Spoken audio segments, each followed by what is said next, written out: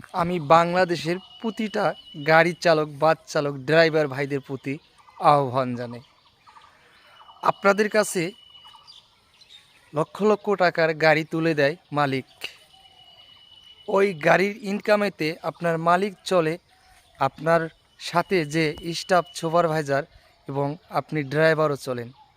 তো আপনার মাথায় রাখতে হবে আপনার গাড়িটা কিভাবে চালাতে হবে আর কিভাবে সতর্কভাবে চালাইতে হবে। তো আপনার পিছনে 50-60টা জীবন, পরিবার, তার সাথে আরও কত পরিবার আছে। এই পরিবারগুলোর কথা ভেবে আপনার গাড়ি সাবধানে চালাইতে হবে। ওই দৌলতদিয়া ঘাটে দেখেন, হয়তোবা ড্রাইভারের গাফিলতির কারণে আজকে কত বড় একটা দুর্ঘটনা হয়ে গেল। তাই ড্রাইভার ভাইরা আপনারা সতর্কভাবে গাড়ি চালাবেন, আর এবং আপনার সহকারীকে কখনো সবসময় রিক্সের জায়গাগুলো তো গাড়ি দিবেন না।